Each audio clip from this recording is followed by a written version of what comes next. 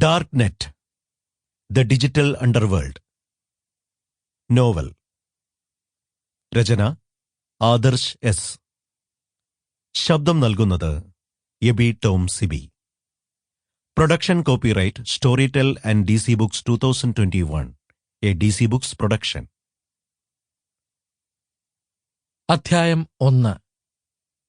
ഹേബ മറിയം കാറിന്റെ സ്പീഡോമീറ്ററിലേക്ക് നോക്കാൻ ഭയപ്പെട്ടു.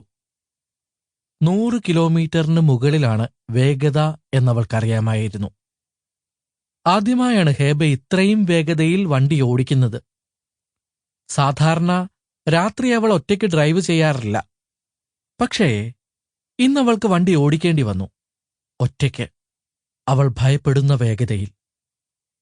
ഈജിപ്ഷ്യൻ തലസ്ഥാനമായ കെയ്റോയിൽ നിന്നും 218 കിലോമീറ്റർ അകലെയുള്ള അലക്സാൻഡ്രിയ യൂണിവേഴ്സിറ്റിയുടെ അഡ്മിനിസ്ട്രേറ്റീവ് ബിൽഡിംഗ് ആയിരുന്നു ഹേബയുടെ ലക്ഷ്യം.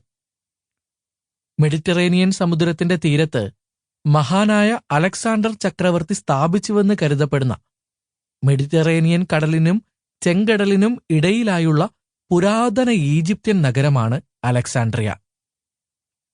ഹേബ ഈജിപ്ഷ്യൻ തലസ്ഥാനമായ കെയ്റോയിൽ നിന്നും തന്റെ BMW 7 സീരീസിലുള്ള സെഡാനിൽ മെഡിറ്ററേനിയൻ തീരത്തുള്ള ആ പുരാതന നഗരത്തെ ലക്ഷ്യമാക്കി തിരിച്ചിട്ട് ഏകദേശം 2 മണിക്കൂറായിട്ടുണ്ട്. രാത്രി വൈകി അവളുടെ ഫോണിലേക്ക് വന്ന ഒരു അടിയന്തര സന്ദേശത്തെ തുടർന്നായിരുന്നു ഈ രാത്രിയിൽ ഇത്ര ദൂരം എല്ലാ അപകടസാധ്യതകളെയും അവഗണിച്ചുകൊണ്ടുള്ള ഈ യാത്ര. ഹാംബക്ക കഫറ്റീരിയ കഴിഞ്ഞ് CIB ബാങ്കിന്റെ മുന്നിലെത്തിയപ്പോൾ ആ യാത്രയിൽ ആദ്യമായി ആക്സിലേറ്ററിൽ നിന്നും അവൾ കാലെടുത്തു. ഇപ്പോൾ കുറെ ദൂരെയായി അവൾക്ക് മുന്നിൽ അലക്സാൻഡ്രിയ യൂണിവേഴ്സിറ്റിയുടെ പ്രൗഢഗംഭീരമായ ആ പുരാതന കെട്ടിടം തലയുയർത്തി നിന്നു. ക്യാമ്പസിന് മുന്നിലേക്ക് ചെല്ലാതെ സർക്കിൾ ചുറ്റി അവൾ ആ കെട്ടിടത്തിന്റെ വലതുഭാഗത്തേക്ക് വണ്ടി വിട്ടു. സാവധാനം വണ്ടി റോഡരികിലേക്ക് ചേർത്ത് നിർത്തി ഒന്ന് ദീർഘശ്വാസം വലിച്ചു. അവിടെ നിന്ന് ഇടതുഭാഗത്തേക്ക് നോക്കിയാൽ കഴിഞ്ഞ 1 വർഷമായി അവളുടെ ജീവിതത്തിന്റെ ഭാഗമായിരുന്ന ആ മുറികൾ അവൾക്ക് കാണാമായിരുന്നു. ഫോണെടുത്ത് അവൾ ഒന്നുകൂടി അവളെ ഇങ്ങോട്ട് വരാനിടയാക്കിയ ആ മെസ്സേജ് വായിച്ചു.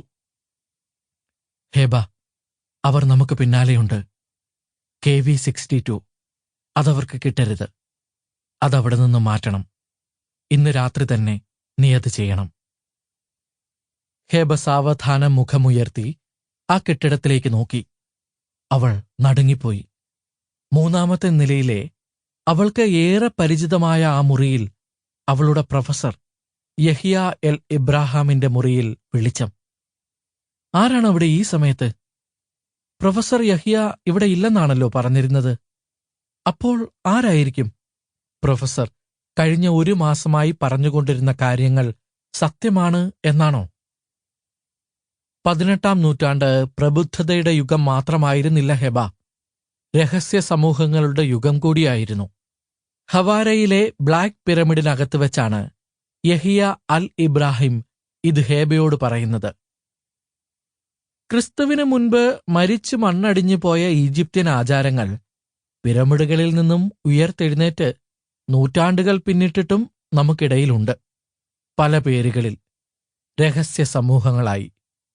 സാധാരണ ഇത്തരം രഹസ്യ സമൂഹങ്ങൾ പരസ്യമായി പ്രകാശത്തെ പിന്തുണയ്ക്കുകയും രഹസ്യമായി ഇരുട്ടിനെ വാരിപ്പുണരുകയും ചെയ്യും. പ്രത്യക്ഷത്തിൽ എതിർക്കുന്ന 2 പ്രവണതകൾ, വെളിച്ചവും ഇരുട്ടും. ഈജിപ്തിലെ 12ാം രാജവംശത്തിലെ അവസാനത്തെ ശക്തനായ ഭരണാധികാരിയായിരുന്നു ആമെനെംഹാറ്റ് മൂന്നാമൻ. ആമെനെംഹാറ്റ് ഫറവോയുടെ അവസാന വിശ്രമ കേന്ദ്രമെന്ന് കരുതപ്പെടുന്ന ആ പിരമിഡിൽ വെച്ച് ഹേബയോട് യഹിയ അത് പറയുമ്പോൾ ഇന്നുവരെ കാണാതിരുന്ന ഒരു ഭയം അദ്ദേഹത്തിന്റെ മുഖത്ത് ഹേബ ദർശിച്ചു.